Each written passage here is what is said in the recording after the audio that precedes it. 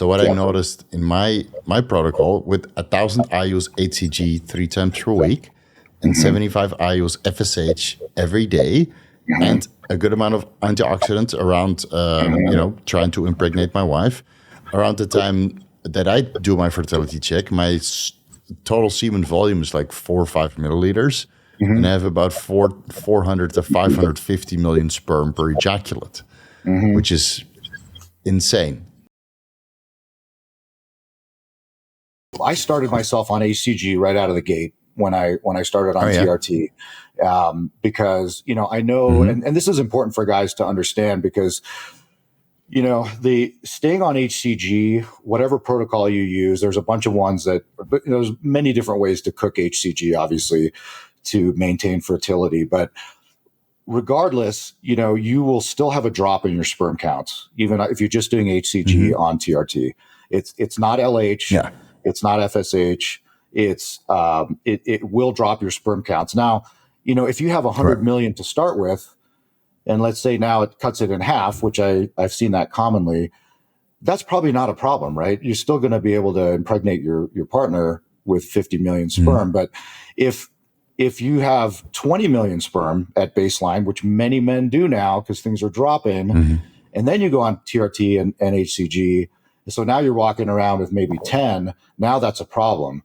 And so I do encourage guys who are in that range to get a baseline semen analysis before you go down this road, because you might be one of those guys that's already borderline low. And then, that's just good information to have. HCG may not be sufficient for you. You may need to add in recombinant FSH or HMG like you did. So what I did, so I started on HCG. Surprisingly, I didn't get a huge drop. In fact, it kind of went up a little bit. It was like 10 million on HCG. So that's not normal. But it still was, we were not having any success at all. And there also was an issue on her end. She's extremely fit. Sounds like your wife. She had very low body fat percentage. So what happens to a lot of women, obviously, is they stop ovulating, right? Their cycles get messed up when their body fat's too low. Right. So we had some issues, with on her end as well, that it took a number of years to get those straightened out.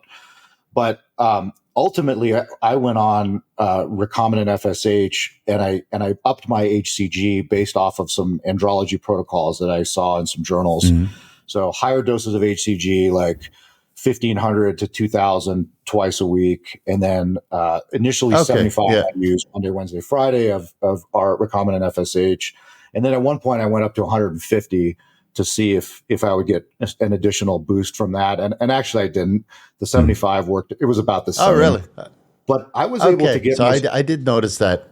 I did notice that. When I went from 75 IUs 3 times a week to 75 IUs every day, that was a significant boost for me. Yeah. Oh, good. Significant.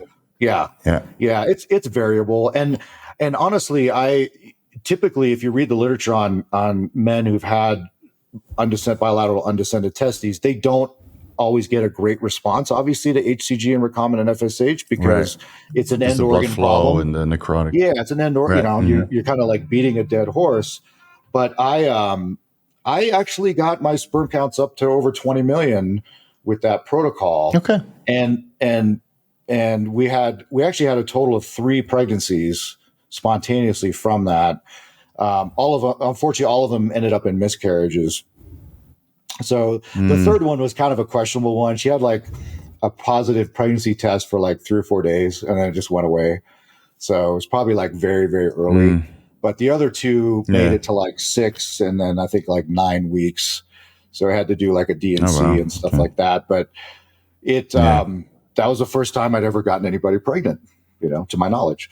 So it was nice. I considered it, even though obviously we didn't have a successful delivery from that and a baby, but I considered that relatively successful for me in terms of, it was actually kind of a neat experiment to see how these drugs work. Right, with your medical history, right? That at least did. Yeah, I never used them on myself. So now the other thing too, I should back up a little bit, because this applies to a lot of men too, is, if you're going to work on improving your sperm counts a lot of times are a reflection of your overall general health. So you really got to get yourself in shape. You got to start eating better. Right. And you'll see that reflected in your sperm counts. I mean, you'll get better motility. You'll get less oxidative damage and DNA damage. You'll get less of these deformed sperm. Some of them have two heads or two tails. And you'll see an Yeah, improvement in that exactly. if you take care of yourself.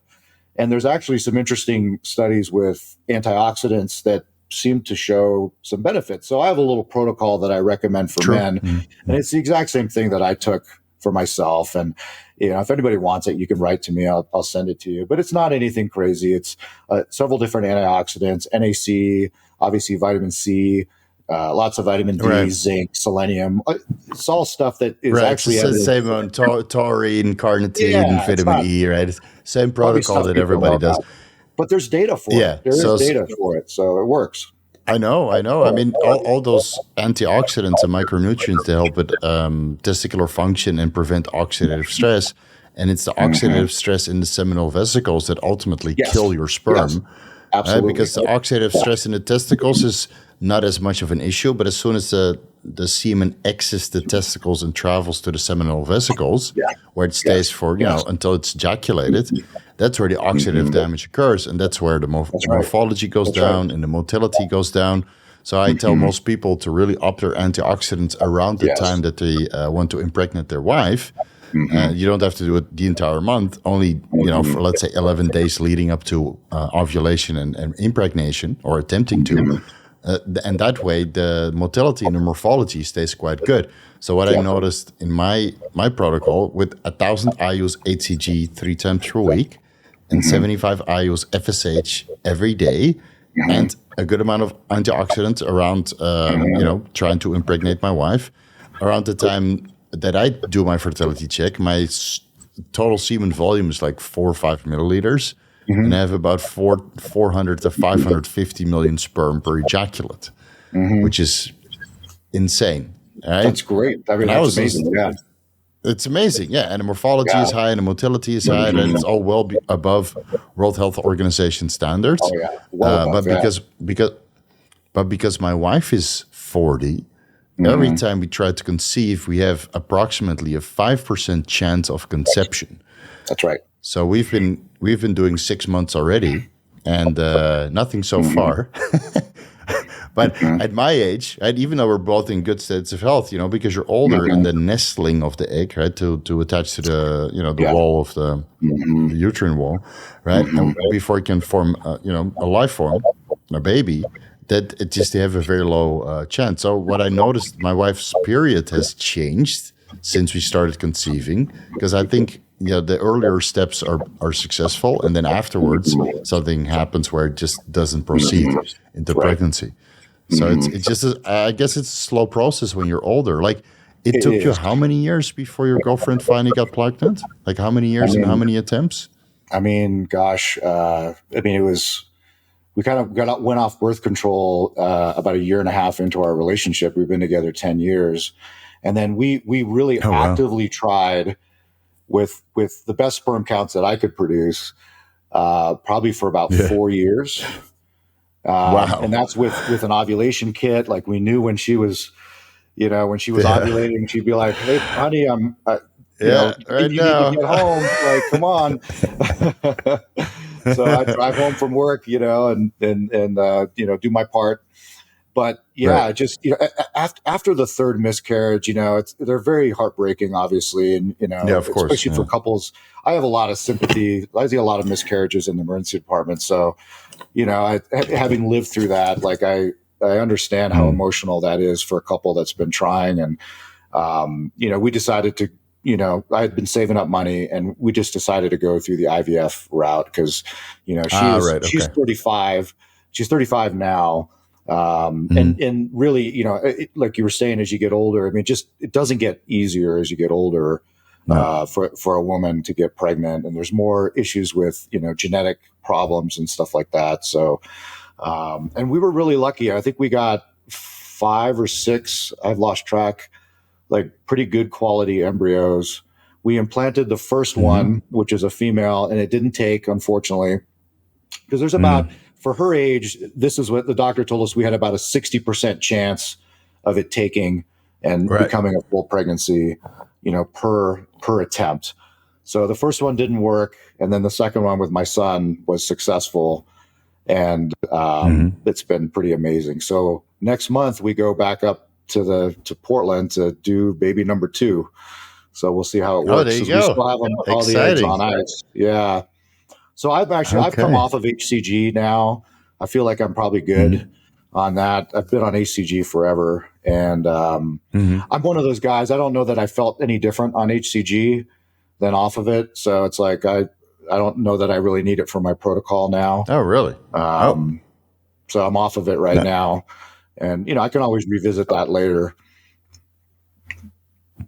So it's been successful. So we had a little bit of connection. Road. I mean, it's long road. It's an emotional roller coaster for couples, and it's expensive. I mean, it was $40,000 so far. Oh, wow.